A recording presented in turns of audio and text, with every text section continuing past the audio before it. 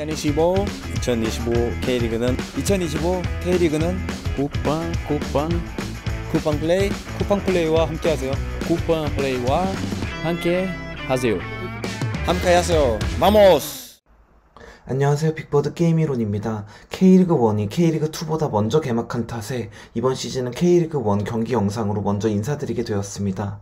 이정효 감독의 광주와 김은중 감독의 수원FC가 개막전에서 맞붙었는데요.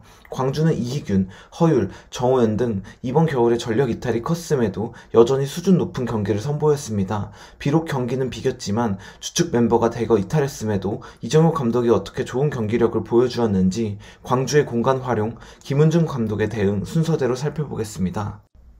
이정효 감독의 광주는 표면적으로 4-4-2 포메이션이지만 투톱 중 한 명이 내려오고 투미들의 높이 차이를 두며 사실상 4-3-3에 가까운 형태를 보입니다. 이때 두 명의 공격형 미드필더는 빌드업 시 상대의 4-4-2 수비 블록에서 미드필더와 윙 사이에 위치하죠. 광주의 빌드업 상황인데 수원FC가 컴팩트한 4-4-2 수비 대형을 갖추고 있습니다. 이런 상황에서는 광주가 중앙지역을 공략하기 어렵죠. 그러자 광주는 패스를 주고받으며 수원FC의 1차 압박 라인인 투톱을 자신의 대형으로 끌어들입니다. 순식간에 수원FC의 투톱과 4명의 미드필더 사이에 넓은 공간이 생겼죠. 이 공간을 이제는 광주의 6번 미드필더인 이강현이 활용할 수 있습니다. 이를 본 미드필더 문민서는 곧바로 미드필더 노경호와 우측 윙 김주엽 사이로 내려오고 이강현이 공격 방향을 바라보고 볼을 받을 수 있게 3차 패스로 연결합니다. 그리고 이강현이 전진 패스를 뿌려주죠. 이처럼 전반 초반 광주가 활용한 포인트는 수원FC의 1선과 2선 사이의 공간이었습니다. 지금은 센터백 안영규에게 볼이 향하자 수원FC의 투톱 중 지동원이 안영규를 압박하는데요. 그러자 광주의 6번 미드필더 이강현이 순간 자유로워지죠. 이를 포착한 우측 풀백 김진호가 이강현에게 3자 패스를 연결하기 위해 내려오고 또다시 이강현이 수원FC의 1선과 2선 사이의 공간에서 자유롭게 볼을 받고 전진합니다. 그렇게 광주의 공격이 시작되는데 좌측 풀백 이민기가 볼을 잡을 때 좌측 윙 박정인이 터치라인에 위치하며 수원FC의 풀백 이용을 끌어들이고 이렇게 벌어진 공간으로 미드필더 문민서가 이동합니다.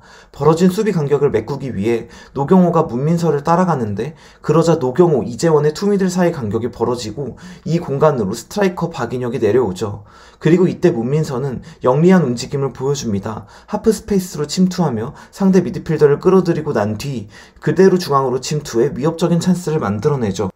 여러 명의 주축 선수들이 빠졌지만 여전히 약속된 패턴 플레이로 상대의 수비 대용을 무너뜨리는 광주입니다. 그리고 이러한 광주의 포지션 플레이는 끊임없는 로테이션을 만나 더욱 진화했는데요. 이강현이 수비라인까지 내려와 라볼피아노 대형을 만들고 이로 인해 후방에 3명의 빌드업 숫자가 채워지자 우측 풀백 김진호는 높게 전진합니다. 그리고 8번 미드필더였던 헤이즈는 이강현이 있던 6번 자리로 이동하죠. 이렇게 광주 선수들은 숨쉬듯 자연스러운 로테이션을 보여주는데요. 어떤 선수가 내려오든 최후방에 3명을 배치하는 것은 변하지 않죠. 지금도 수원FC가 4-4-2 대형으로 중원을 둘러싸고 있는데 또다시 광주가 후방에서 볼을 돌리며 1차 압박 라인을 끌어들입니다. 그리고 우측 풀백 김진호가 6번 미드필더 자리로 이동해 안영규의 패스를 받으며 광주가 손쉽게 상대의 1차 압박 라인을 뚫어내죠. 광주의 축구가 대단한 이유는 로테이션을 통해 누가 어느 자리에 있든 같은 플레이를 펼칠 수 있다는 점입니다. 지금은 이강현이 내려오고 좌측 풀백 이민기가 8번 미드필더 자리에서 패스를 받은 뒤 6번 미드필더 자리로 이동한 문민서에게 연결해주며 민상기, 이민기, 문민서의 3자 패스가 이루어지죠. 이렇게 선수들의 위치는 매 순간 변하지만 광주 선수들이 바라는 것은 하나입니다. 상대의 1차 압박 라인을 끌어들여 공간을 만들고 8번 미드필더 자리에 있는 누군가가 6번 미드필더 자리에 있는 누군가에게 3자 패스를 내주며 6번 미드필더 자리에 있는 선수가 공격 방향을 보고 볼을 잡는 것이죠.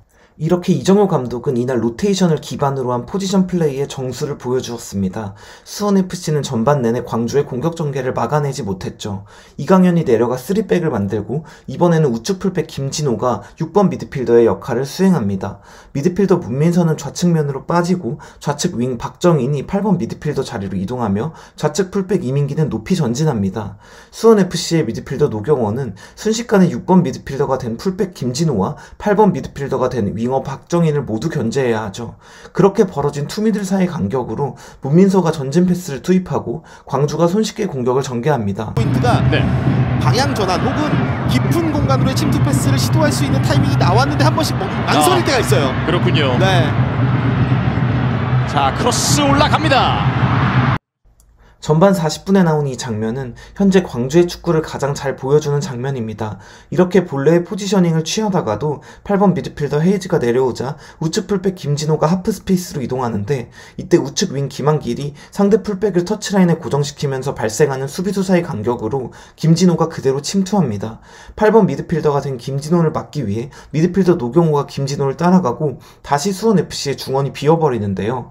그러자 6번 미드필더 이강현이 곧바로 이 공간으로 이동해 패스를 요구하죠.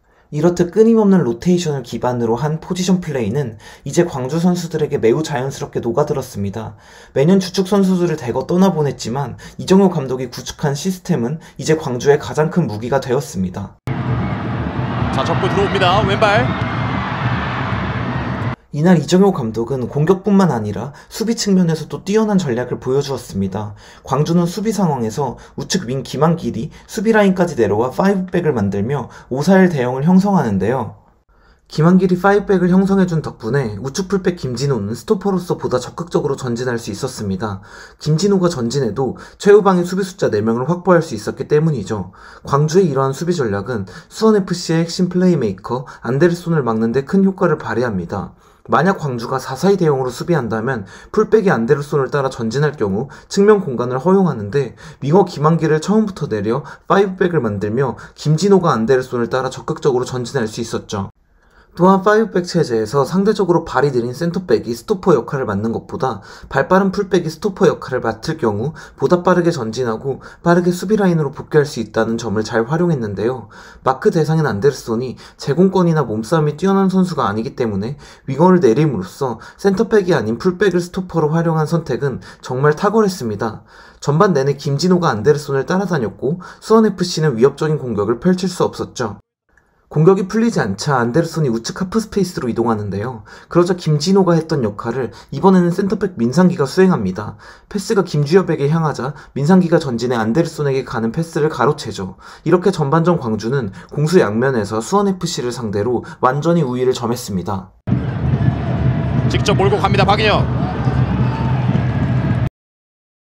전반전에 중원 싸움에서 크게 밀린 김은중 감독은 후반이 되자 대응에 나섰습니다. 최선 대신 윤빛가람을 투입하며 기존의 4-4-2 수비 대형에서 4-5-1 수비 대형으로 바꾸었는데요. 전반 내내 쉽게 뚫렸던 1차 압박 라인의 숫자를 줄이고 중원의 숫자를 하나 늘리며 광주의 중원 공간을 막고자 했죠.